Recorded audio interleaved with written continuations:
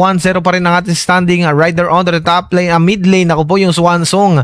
Kinain ng buo ng ating fear yung ating Minotaur. Napapaaga yung pagsasama-sama dito ng ating mga Raijin Rider. Eto na nga po yung ating final slash. Hindi nga lang umabot, pero dito na nga po yung Phantom Steed mga kaibigan. Ako po yung ating CYTD ay medyo pulado. Shanford makuha ng kill. RJ7 ay babagsak, pero dito na nga po yung ating No One Fury, and that's it. Kurt Sewell gonna destroy that outer turret. RJ7 ay kukuha ng kanyang kamatayan.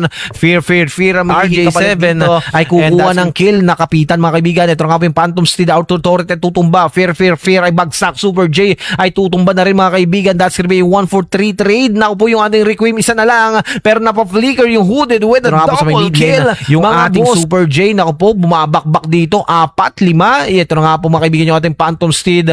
Naku, nakawala pa rito. Yung ating Requiem makakuha ng kill. Walang Retry holder ang ating mga Nani Raijin ngayon. Zaman Force nila pag Retry goes to our Requiem. Mabasag yung Beauty with a good vision. Hinila na naman mga kaibigan with the Phantom Steed. RJ7 will gonna get that kill. UK ay tutumba. Ito na nga po yung Swansong, pero na-cancel din to mga kaibigan.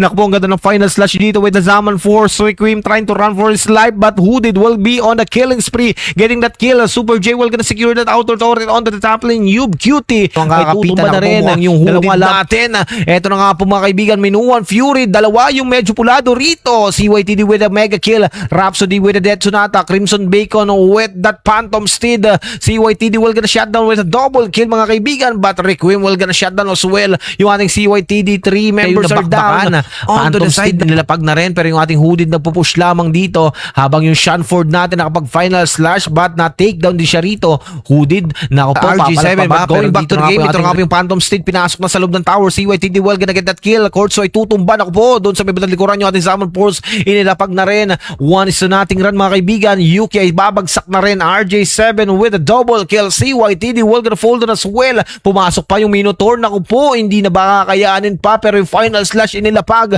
Triple kill coming in from our RJ7, pero naku po, yung ating Hooded will be on an unstoppable kill, getting that kill against our Leo Mord na si Requiem, no? My goodness. Still yung ating Shanford and Hooded ay hindi pa rin naman titigil, and they will gonna secure that inner turret sa may bottom lane.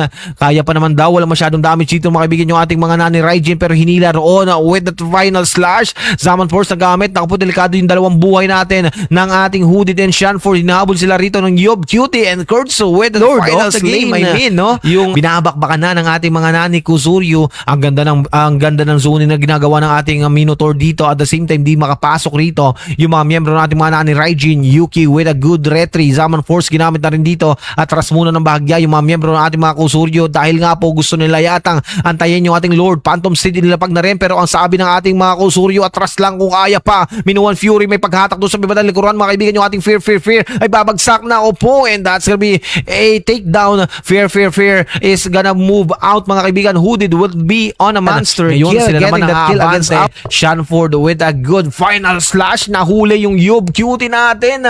May immortality pa. Flicker out. Naku po, pinalayo doon mga kaibigan yung mga kalaban, but Yob Cutie will gonna fold as well.